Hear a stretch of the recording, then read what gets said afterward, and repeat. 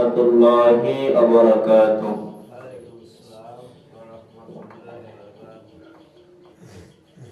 إن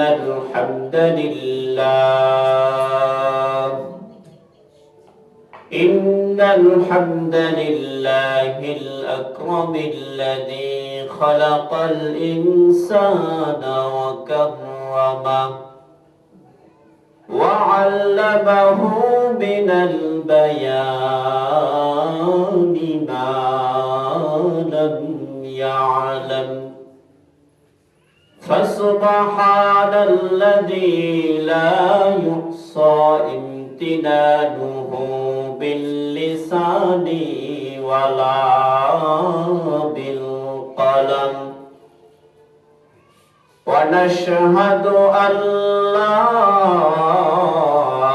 إله إلا الله وحده لا شريك له، ونشهد أن سيدنا وسندنا وحبيبنا وحبيب ربنا ومولانا محمدا عبده ورسوله الذي أرسله بالحق إلى الخلق بشيرا ونذيرا وداعيا إلى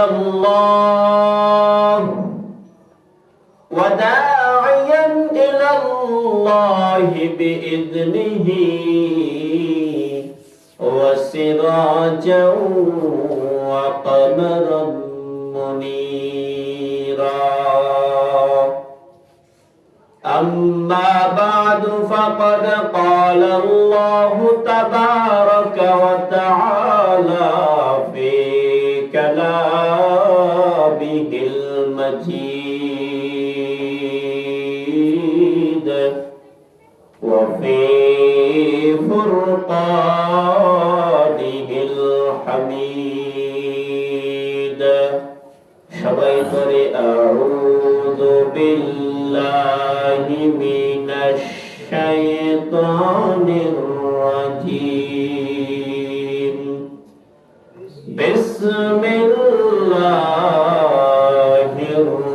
الرحمن الرحيم. وقل للمؤمنات يغضضن من أبصارهن ويحفظن فروجهن ولا يبدين زينتهن إلا ما ظهر منها وليضربن بخمرهن على جيوبهن إلى الآخر الآية. وقال رسول الله صلى الله عليه وسلم: تحفة المؤمن الموت. وقال النبي عليه الصلاة والسلام: الحياء شعبة من الإيمان، أو كما قال النبي عليه الصلاة والسلام: إن الله وملائكته يصلون على النبي يا أيها الذين آمنوا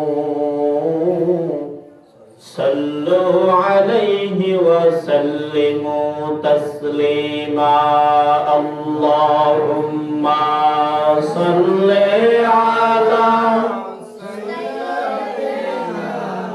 مولانا محمد محمد وعلى آل سيدنا مولانا محمد পশু পাখি সবাই বলে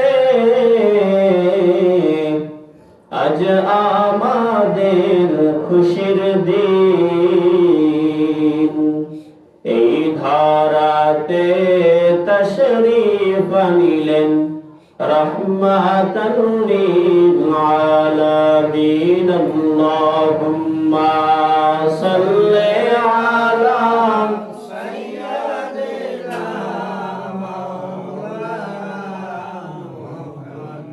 ওয়া আলা আলি সাইয়্যিদিনা মাওলানা মুহাম্মদ বালাগাল উলা বিকামালিহি কাশাফাদ দুজা বিজামালিহি হাসানাত জামিউ খিসালিহি সাল্লু আলাইহি ওয়া আলিহি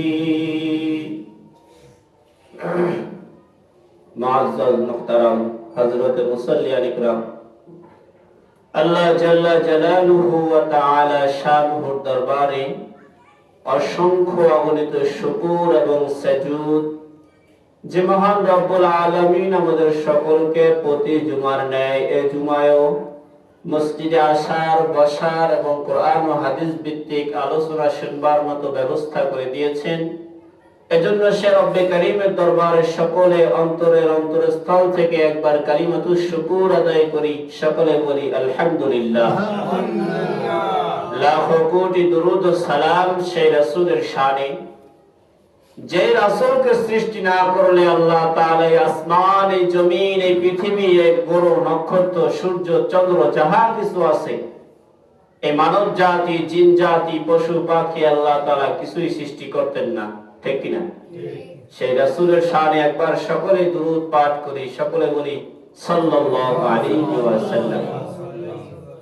মুহতারাম হাজরিন, গত জুমায় আলোচনা করছিলাম পর্দার বিধান সম্পর্কে। বলছিলাম যে আগামী জুমায় আর কিছু বাকি আছে, যে কাদের সাথে দেখা দেওয়া জায়েজ ছেলেদের, আবার মেয়েদের কাদের সাথে দেখা দেওয়া জায়েজ আছে সেই সম্পর্কে বলবো। আমি সেই আলোচনা নিয়ে আসছি, ওমা তাওফীকি ইল্লা বিল্লাহ।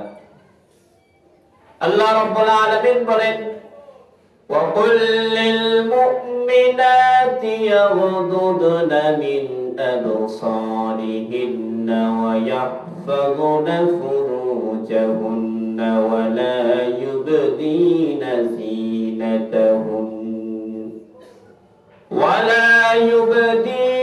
زينتهن إلا ما ظهر منها وليضربن بخمرهن على جيوبهن। রব্বুল আলামিন বলেন, হে নবী, আপনি নারী সম্প্রদায়কে জানিয়ে দিন, আপনি নারী মহিলাদেরকে জানিয়ে দিন, আপনার বিবি এবং আপনার বিবিদের সমতুল্য যাহারা আছে সকলকে জানিয়ে দিন, তারা যেন তাদের সৌন্দর্যকে প্রকাশ না করে, তারা যেন তাদের বাহ্যিক সৌন্দর্য যেটা আছে এটাকে প্রকাশ না করে, তারা যেন রাস্তায় নিজের সৌন্দর্যকে প্রদর্শন করে আর না বাইর হয়, তারা যেন তাদের গলা, তারা যেন তাদের মাথা, তারা যেন তাদের বুক কাপড় দ্বারা ঢেকে পরে রাস্তায় বের হয়। এবং এরপরে বলা হয়েছে তারা যেন তাদের বাবা, তাদের শ্বশুর, তাদের ছেলে এবং তাদের ভাই, তাদের ভাইয়ের ছেলে এবং তাদের আরো যত রক্তের সম্পর্ক অর্থাৎ আপন যাহারা আছে মাহরাম পুরুষ, তাদের সাথে যেন তারা সৌন্দর্য দেখায়, এর বাহিরে যেন কারোর সাথে তারা সৌন্দর্য না দেখায়। এরপরে বলা হয়েছে যাহারা বাড়ির মধ্যে আছে আপন না, কিনা আপন না, কিন্তু এমন 12 কাছে ছেলে আছে যে ছেলে নারীদের গোপন অঙ্গ সম্পর্কে অজ্ঞ অর্থাৎ জানে না, যেমন বোবা আছে না কিছু, পাগল আছে না কিছু, এই সমস্ত লোক যারা অজ্ঞ অর্থাৎ নারীদের শরীর সম্পর্কে, অঙ্গ প্রত্যঙ্গ সম্পর্কে জানে না, এই সমস্ত লোকের সাথে দেখা দেওয়া যাবে, তবে না দেওয়া উত্তম, আল্লাহ তাআলা বলছেন যে যারা বালেগ আছে, অজ্ঞ, তাদের সাথে তোমরা দেখা দিতে পারবা, তবে তোমরা অযথা অকারণে নিজের সৌন্দর্যকে প্রকাশ করে রাস্তায় বের হইও না, ঠিক কিনা? আল্লাহর হাবিব সাল্লাল্লাহু আলাইহি ওয়াসাল্লাম হাদিসের মধ্যে বলেন, আল হায়াউ শুবাতুম মিনাল ঈমান, আল হায়াউ শুবাতুম মিনাল ঈমান, লজ্জা হচ্ছে ঈমানের অঙ্গ। কিসের অঙ্গ? ঈমানের অঙ্গ। যার লজ্জা নাই তার ঈমান আছে, দুর্বল। যার লজ্জা নাই তার ঈমান দুর্বল। লজ্জা নাই তার ঈমান, তাহলে কি? আপনার শরীরের মধ্যে দুইটা হাত আছে, দুইটা পা আছে, একটা নাক আছে, দুইটা কান আছে। এখন আপনার হাত যদি একটা কাইটা মারা হয়, তাহলে আপনি দুর্বল কিনা? অবশ্যই দুর্বল। সেরকম ঈমানের একটা অঙ্গের নাম হচ্ছে লজ্জা, ঈমানের একটা অঙ্গের নাম হচ্ছে হায়া। এই হায়াটা যদি মানুষের মধ্যে না থাকে, শরম যদি, লজ্জা যদি মানুষের মধ্যে না থাকে, তাহলে তার ঈমানটা দুর্বল। আল্লাহর হাবিব বলেন, হায়াউ শুবাতুম মিনাল ঈমান, ঈমান হচ্ছে মানুষের লজ্জা হচ্ছে ঈমানের অঙ্গ।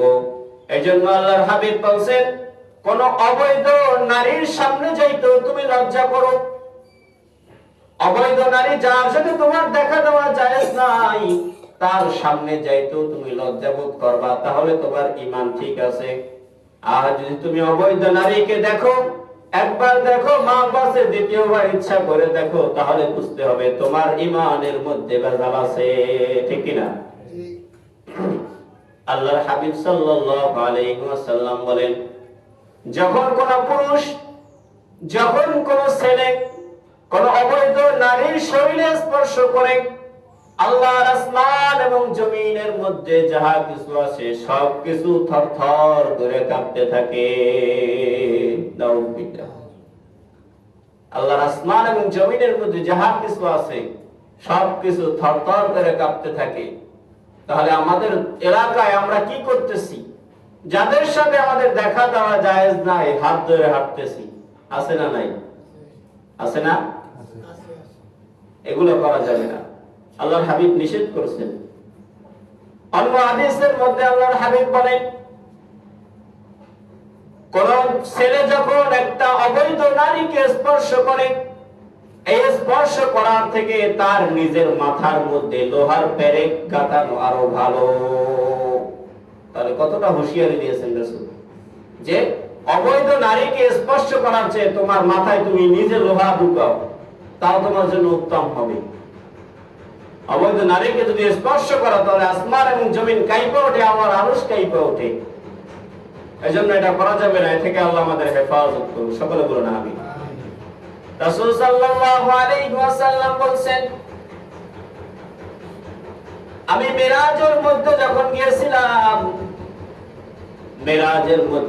গিয়েছিলাম, আল্লাহর হাবিব যখন মেরাজে গিয়েছিল, মেরাজে যাওয়ার পরে আল্লাহ তাআলা জান্নাত দেখছে, আল্লাহর জাহান্নামও দেখছে, আল্লাহর আরশ, কুরসি, লৌহে মাহফুজ পর্যন্ত নবী আমার গিয়েছে।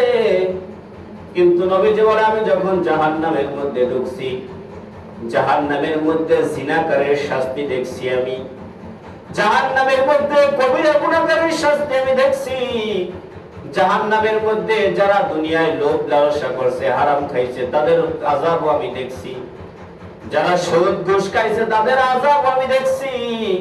কিন্তু জাহান্নামের মধ্যে দুই শ্রেণীর মানুষের আযাব আমি দেখি নাই। তারা কিয়ামতের আগে আসবে। কবে আসবে? কিয়ামতের আগে আসবে। আমি নবী যখন মেরাজে গেছি, তখন এই দুই শ্রেণীর লোক দেখি নাই। সেই দুই শ্রেণীর লোকের মধ্য থেকে এক শ্রেণীর লোক হচ্ছে তারা যারা দুনিয়ার জমিনে মানুষের প্রতি অযথা অত্যাচার করে, মানুষের প্রতি জুলুম করে, অন্যায়ভাবে বিচার করে, ন্যায় বিচার করে না, রাসূল উদাহরণ স্বরূপ বলেছেন যারা অত্যাচার করবে তাদের হাতের মধ্যে থাকবে গরুর লেজের মতো একটা চাবুক, ওই চাবুক দ্বারা তারা অত্যাচার করবে। এটা একটা উদাহরণ দিয়েছে। কিন্তু আমাদের বর্তমান জামানায় ন্যায় বিচার তো নাই, ন্যায় বিচার তো নাই। এই 2 টাকা দিলে আপনার পক্ষে রায় আসে, আসে না নাই? তাহলে কি ন্যায় বিচার আছে? এরাই হচ্ছে অত্যাচারী, এদেরকে রাসূল দেখে নাই।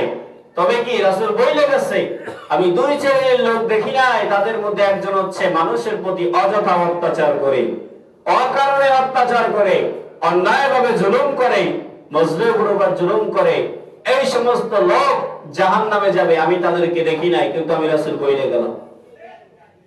এরপরে দ্বিতীয় শ্রেণীর লোক হচ্ছে তারা যেই সমস্ত নারী উলঙ্গ অবস্থায় রাস্তায় চলাফেরা করবে, উলঙ্গ অবস্থায় এই দ্বারা বোঝা যায় যে এমন কাপড় পরে বোঝা যায় সে উলঙ্গ, ঠিক কিনা? আছে না নাই? মশারের মতো কাপড় পরে আল্লাহর হাবিব সাল্লাল্লাহু আলাইহি ওয়াসাল্লাম বলেন যে শ্রেণীর মহিলারা রাস্তায় চলাফেরা করবে উলঙ্গ অবস্থায় তাদের জন্য জাহান্নাম ওয়াজিব হয়ে যায়, তারা জান্নাতের ঘেরানও পাবে না, ঠিক কিনা? জান্নাতের ঘেরানও পাবে না। অথচ আল্লাহর হাবিব হাদিসের মধ্যে বলছেন জান্নাতের এমন ঘেরান হবে, এমন খুশবু হবে যা হাজার হাজার শত মাইল থেকেও মানুষ পাইবে। কিন্তু এই 2 শ্রেণীর লোক তারা জান্নাতের দ্বারে গেইসাও জান্নাতের ঘেরান পাইবে না।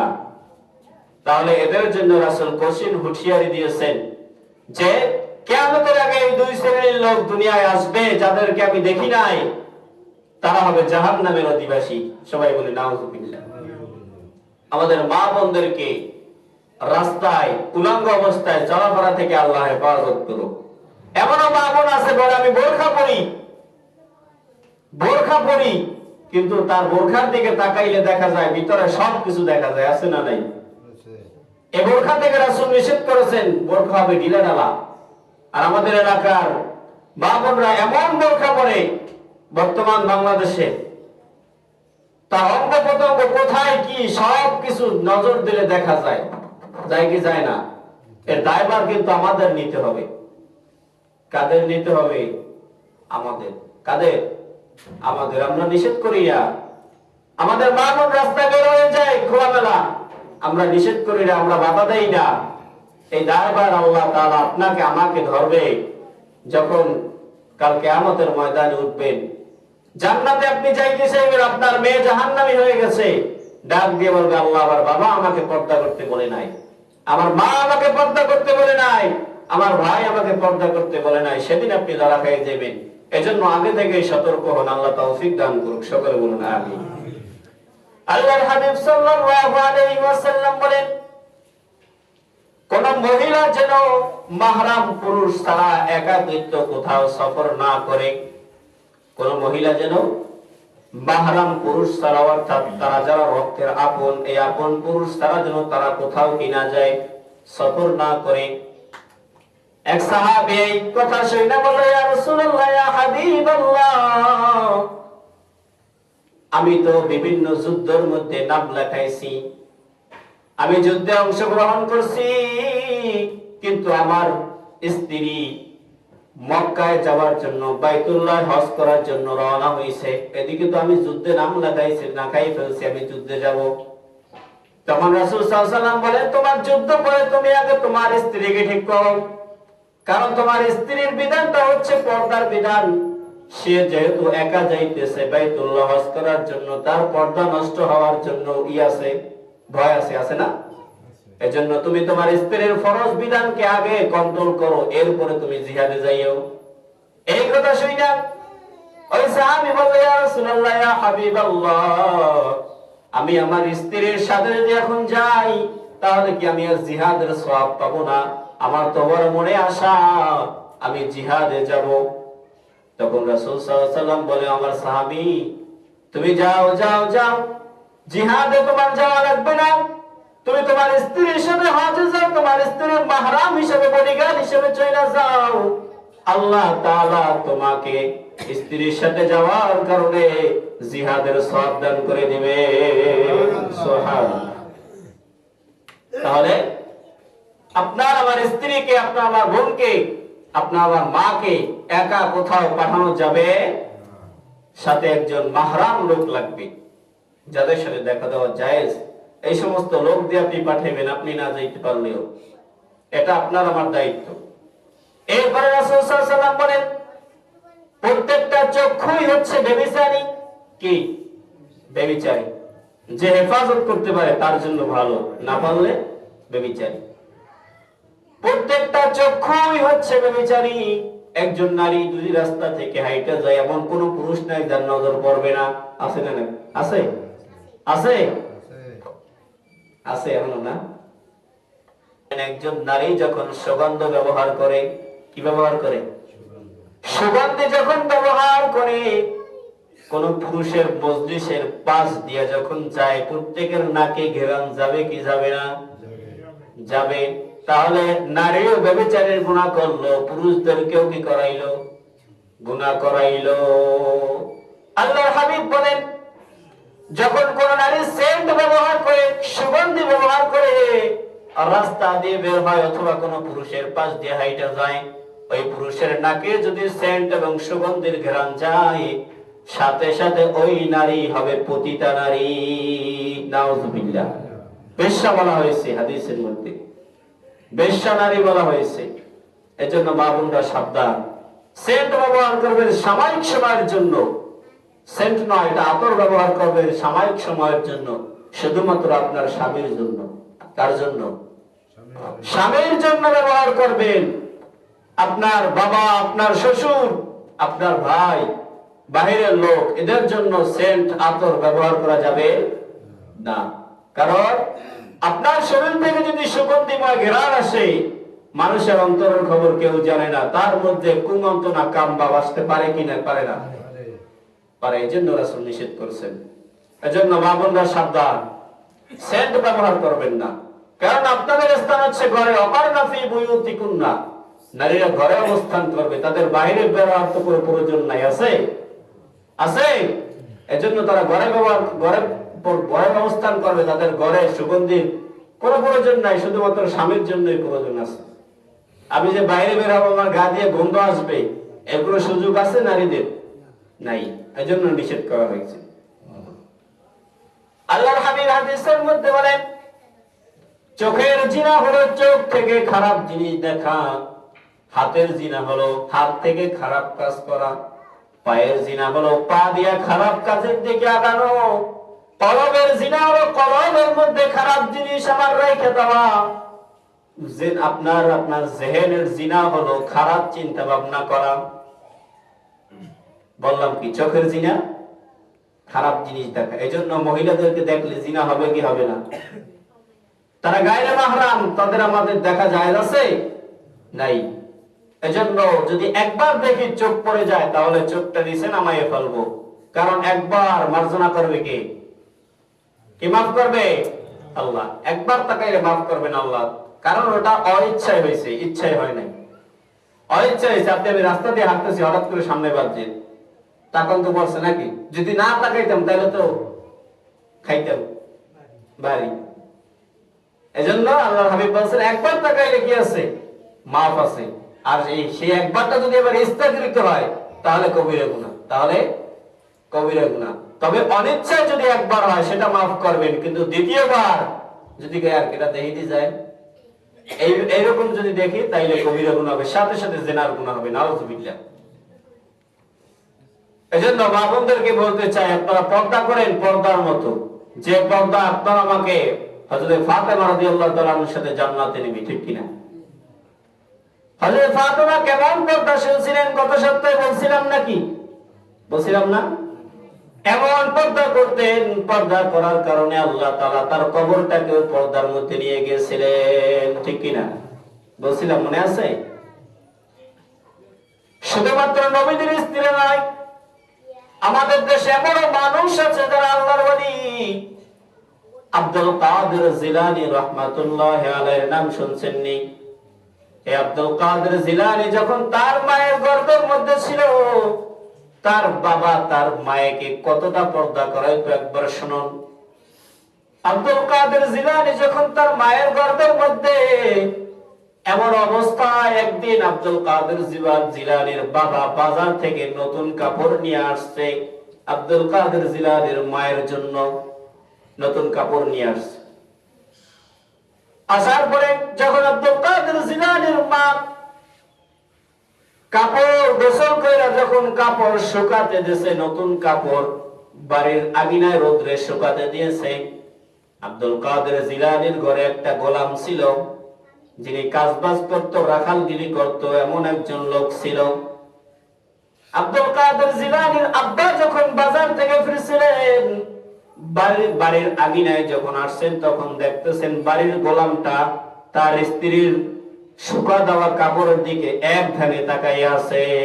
নাউজুবিল্লাহ। তখন আব্দুল কাদের জিলানী এই গোলামকে ধমক দিয়ে সরাই দিলেন ওখান থেকে, যে হে, তুমি এখানে কি করো? কাপড়ের দিকে কেন তাকাইয়া আছো? ধমক দিয়ে সেখান থেকে সরাই দিয়েছে। সরাই দেওয়ার পর আব্দুল কাদের জিলানী ওই কাপড় নিয়ে চুলার মধ্যে পোড়া দিয়ে দিয়েছে। সুবহানাল্লাহ। কি করছে? নতুন কাপড়ের দিকে গোলাম তাকাইছে, এই জন্য কি করছে? পোড়াতেছে। কি করছে? পোড়াতেছে। একদিন হয় না, কাপড় আনছে, আইনে শুকাইতে দিয়েছে, ধুইয়া সেই কাপড়ের দিকে নজর দিয়েছে একদানে, এই জন্য কি করছে? কাপড় পোড়াই ফেলছে। কি বলছে? কাপড় পোড়াই ফেলছে। কেন? কেন কাপড় পোড়াই ফেলছে? আব্দুল কাদের জিলানীর মা ডাক দিয়ে বলে, ও স্বামী আমার, কালকে এরা কাপড় কিনে আনছো, নতুন কাপড়, আজকে কেন পোড়াই ফেলছো? আমি এখন পরবো কি? তখন আব্দুল কাদের জিলানীর বাবা ডাক দিয়ে বলে, এই কাপড়ের প্রতি ওই গোলামের নজর পড়ছে, না জানি তুমি এই কাপড় দিয়া শরীর ডাকো, ও কি না জানি মনের মধ্যে ধারণা করছে তোমার নিয়া, আমি জানি না। আমার বাচ্চার উপর যদি কোনো আসর পড়ে, এই জন্য আমি কাপড় পরাই ফেলছি। আল্লাহু আকবার। কতটা পর্দা করাইছেন, যে কাপড় দেখে যদি তোমার শরীরের গঠন সে যদি উপলব্ধি করে, ধারণা করে, তাহলে কি তোমার সন্তানের উপর আচর করবে, তোমার গুনাহ হবে। এই জন্য আমি এই কাপড়কে পরাই ফেলছি, আবার নতুন কাপড় আমি আনবো। কতটা পর্দা করাইছেন শুধুমাত্র কাপড়। কিন্তু আমাদের মা বোনদের এমন অবস্থা, নিজের পার্সোনাল জিনিসটাও রাস্তার মধ্যে শুকা দেয়। আছে না নাই? নিজের পরেই তো জামা কাপড় রাস্তার মধ্যে শুকা দেয়, হাজারো পুরুষ দেখে বেড়ায়। এটা করা যাবে না, কারণ পুরুষের নজর বড়ই খারাপ। পুরুষের নজর বড়ই খারাপ, রাগ হইবেন না। আল্লাহর হাবিব হাদিসের মধ্যে বলছেন, একজন পুরুষ নারীর দিকে এমন ভাবে তাকায়, যদি নারী সেটা জানতো, তাহলে রাস্তায় লোহার পোশাক পরে বের হইতো। তাহলে বোঝেন আল্লাহর হাবিব কেমনি এমনি বলছে? কথা বলে না। এমনি এমনি বলছে না, সে জানে বিদায় বলছে। মানুষের নজর এতটাই খারাপ পুরুষের। এজন্য বলা হয়েছে যে পর্দা করবা পর্দার মতো। পর্দাটা যদি না হয় ফ্যাশন, পর্দা করবা পর্দার মতো, তাহলে জান্নাতে যাবে ফাতেমার লাগে, নাকি? ফাতেমার সাথে জান্নাত হবে। গত সপ্তাহে বলছিলাম যে কাদের সাথে পর্দা করা যায়, পর্দা করতে হবে আর কাদের সাথে করতে হবে না, সেই সম্পর্কে বলবো। প্রথমে ছেলের ক্ষেত্রে বলি, পুরুষদের ক্ষেত্রে, যে পুরুষরা কাদের সাথে দেখা দিতে পারবে আর কাদের সাথে পারবে না। এক নম্বরে তার মা, মায়ের সাথে দেখা দেওয়া যাবে, মায়ের সাথে কথা বলা যাবে, যাবে না? যাবে। দুই নম্বরে হচ্ছে মেয়ে, নিজের আপন মেয়ে। তিন নম্বরে আপন বোন। চার নম্বরে হচ্ছে খালা। পাঁচ নম্বরে নানি। ছয় নম্বরে দুধমা। দুধমা আছে না? যাদের আমরা দুধ খাইছি, মায়ের দুধ স্বল্পতার কারণে অন্যজনের দুধ খাওয়া লাগছে যাদের, তাদেরকে বলা হয় দুধমা। এরপরে 7 নম্বরে বাতিজি, নিজের ভাইয়ের মেয়ে, এদের সাথে দেখা দেওয়া যাবে। এরপরে বাগনি, নিজের আপন বাগনি যাকে বলে। এরপরে 9 নম্বরে আছে ফুফু, আপন ফুফু। 10 নম্বরে সৎমা, অর্থাৎ নিজের বাবা একটা বিবাহ করছে, সেই মায়ের সাথেও কি করা যাবে? দেখা দেওয়া যাবে, কথা বলা যাবে। এরপরে 11 নম্বরে দাদি, 12 নম্বরে হচ্ছে নিজের শাশুড়ি, 13 নম্বরে হচ্ছে দুধ মেয়ে। দুধ মেয়ে বোঝেন? আপনি অন্য একজন মায়ের কি খাইছেন? দুধ খাইছেন, তার যে মেয়ে আছে তার সাথে আপনি দেখা দিতে পারবেন, কথা বলতে পারবেন, তার সাথে বিবাহ হারাম। এবার 14 নম্বরে হচ্ছে নিজের ছেলের স্ত্রী অর্থাৎ পুত্রবধূ। এদের এই 14 জনের সাথে আপনি আমি দেখা দিতে পারবো। কয়জনের সাথে? 14 জন।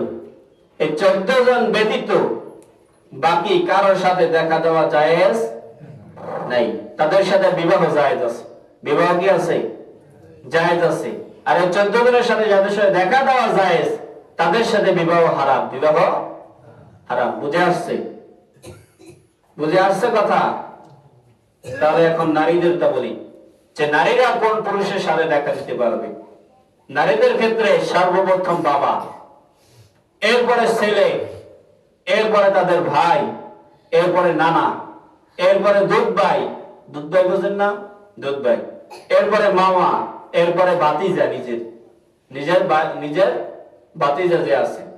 এরপরে বাকি না, এরপরে বলা হয়েছে চাচা, এরপরে দাদা, এরপরে নিজের শ্বশুর, এরপরে সৎ ছেলে, সৎ ছেলে, তাদের সাথে দেখা দিতে পারবে নারীরা।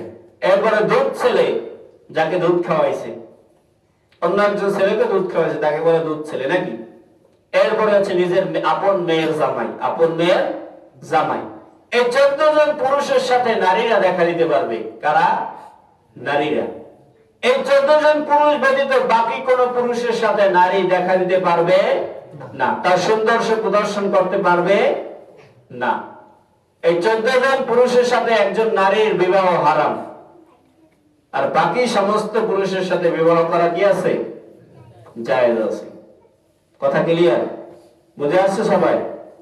বুঝে আসলে ভালো। আল্লাহ সবাইকে পর্দা করার তৌফিক দান করুক। সকলে বলুন আমিন। শয়তান বলে, কেন বলে? শয়তান বলে যে নারী মাথায় ঘোমটা না দেয়, চুল বের করে, সে আমার স্ত্রী। বলেন নাউজুবিল্লাহ। শয়তান কয়, কেন কয়? শয়তান বলে যে নারী মাথার মধ্যে ঘোমটা দেয় না, সে আমার স্ত্রী। নাউজুবিল্লাহ।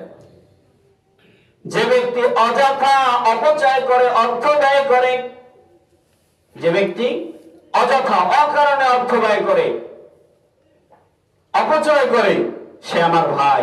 সে আমার কি? ভাই। মাঝে মাঝে বলে অপচয়কারী শয়তানের ভাই, বলে না? শয়তানই বলছে নিজে। যে ব্যক্তি অপচয় করে, অযথা অর্থ ব্যয় করে, সে আমার ভাই। এরপরে বলা হয়েছে যে ব্যক্তি নামাজের মধ্যে ইমামের আগে রুকুতে যায়, আছে না? ইমামের আগে রুকু চলে যায়, ইমাম আল্লাহু আকবার কইতে পারে না, এর মধ্যে রুকু যায় সুবহান রাব্বিল আযম একবার করলিস, আছে না? বলা হয়েছে যে ব্যক্তি ইমামের আগে রুকুতে যায়, সে আমার ছেলে। শয়তান বলে, কেরা বলে? শয়তান। এরপরে শয়তান 4 নম্বরে বলে যে ব্যক্তি বাড়িতে অতিথি আসলে, মেহমান আসলে পিছনে বইয়া ব্যাঙ্গায়, আছে না? ব্যাংজি দেয় যে এখন সময় আউট নিয়ে অনেক গালাগালি করে, মনে মনে করে না? বলা হয়েছে যে ব্যক্তি, যে মহিলা অথবা যে ব্যক্তি অতিথি আসলে পিছনে বইয়া গালাগালি করে, সে আমার মা। বলেন না? শয়তান বলতেছে। এরপরে শয়তান বলে যে ব্যক্তি বিসমিল্লাহ বলা ছাড়া কোন জিনিস পানাহার করে, খাওয়া শুরু করে, সে আমার সন্তান। নাউজুবিল্লাহ। বলে বিসমিল্লাহ ছাড়া খাইলে কি শয়তানের সন্তান হয়ে যায়, শয়তানের ছেলে হয়ে যায়, মেয়ে হয়ে যায়। এরপরে বলা হয়েছে যে ব্যক্তি আজান শুনে, এটা ভালো লাগবে না? যে ব্যক্তি আজান শুনে তারপরেও মসজিদের মধ্যে আসে না, নামাজ পড়তে আসে না, সে হচ্ছে আমি শয়তানের বাবা। শয়তানের উপরে, শয়তানের উপরে। ভালো লাগে না? নামাজ পড়তে মন চায় না, শয়তানের আব্বা হয়ে গেছি একজন। এই শয়তান দুনিয়ার জমিনে এমন জায়গা নাই যেখানে সিজদা নাই। শয়তান ছিল ফেরেশতাদের মুআল্লিম, এতটা ভালো ছিল। তাহলে আপনি আমি শয়তানের থেকে খারাপ কি খারাপ না? শয়তানের মধ্যে ইবাদত করছি আমরা জীবনে, তাহলে বাবা কি এমনি এমনি বলছে? শয়তান বুঝতে নেই বলছে। এরপরে বলা হয়েছে যে ব্যক্তি এই যে কথাগুলো শুনলাম শয়তানের ব্যাপারে, এগুলা যদি অন্যকে জানায় তাহলে সে আমার শত্রু। শয়তান বলে যে ঈমান ইসলামের ব্যাপারে মানুষকে জানায় সে আমার শত্রু, যেমন আমি শত্রু শয়তানের। এই যে আপনাদের জানাইতেছি না, আমি শয়তানের শত্রু। আর যে ব্যক্তি এগুলা না জানায় সে আমার বন্ধু, শয়তান বলে। তাহলে এগুলো করা যাবে? শয়তানের ছেলে বাবা মা হওয়া যাবে? হ্যাঁ, আমরা শয়তানের দুশমন হব, শত্রু হব, রাজি আছি? এজন্য আজকের আলোচনার পর্ব হচ্ছে পর্দা। যাদের সাথে বলছি পর্দা করা জায়েজ নয়, আমরা চেষ্টা করব তাদের সাথে দেখা না দেওয়ার। আল্লাহ আমাদেরকে তৌফিক দান করুক, সকলে বলুন আমিন। মনে রাখবেন, একজন পর্দাশীল নারী হচ্ছে বাবার গর্ব, নাকি? বাবার গর্ব না? আমার মেয়ে পর্দা করলে আমার গর্ব হবে না? হবে। এটা একটা বাবার জন্য গর্বের বিষয়, আনন্দের বিষয়। একজন পর্দাশীল নারীর ভাইয়ের জন্য এটা একটা সম্মান। একজন পর্দাশীল নারী একজন স্বামীর জন্য একটা সম্পদ, ঠিক কিনা? একটা স্বামীর জন্য সম্পদ আমার স্ত্রী পর্দা করে, একটা স্বামীর এটা মূল্যবান সম্পদ। আর একজন পর্দাশীল নারী কাল কিয়ামতের ময়দানে মহিলাদের জান্নাতের সর্দার হযরত ফাতেমা রাদিয়াল্লাহু তাআলা আনহার সাথে জান্নাতের মধ্যে প্রবেশ করবে, বলুন সুবহানাল্লাহ। এজন্য আমাদের মা বোনদেরকে পর্দায় রাখবো। পর্দার মতো সৌন্দর্য আর কোথাও নাই, আছে? বলা হয়েছে, মুফাসসিরে একরাম বলেন, যদি জান্নাতি হুর দেখতে চাও তাহলে তোমাদের মা বোনকে পর্দায় রাখো, তাদেরকে হুরদের মতো দেখাবে। সুবহানাল্লাহ, জান্নাতের হুরদের মতো দেখাবে। আচ্ছা বলুন তো, রাস্তা দিয়ে একটা মেয়ে খোলামেলা যায় আর একটা পর্দাশীল অবস্থায় যায়, কাকে ভালো দেখায়? কারে ভালো দেখায়? কিন্তু আমাদের মাইন্ড কমন সেন্স কোথায় গেছে? আমাদের মেয়েদেরকে আমরা রাস্তায় লেলিয়ে দেই, যে কাপড় পরলে উলঙ্গই দেখা যায়, শরীর ঢাকা নাই, শরীরের মধ্যে ওড়না নাই, এমন অবস্থায় রাস্তায় বের করি। এ থেকে আমাদের আল্লাহ হেফাজত করুক, সকলে বলুন আমিন। যাহা কিছু কথা হয়েছে সর্বপ্রথম আমাকে বা আপনাদেরকে আমল করার তৌফিক দান করুন, সকলে বলুন আমিন। ওয়া আখিরু দাওয়ানা আলহামদুলিল্লাহি রাব্বিল আলামিন।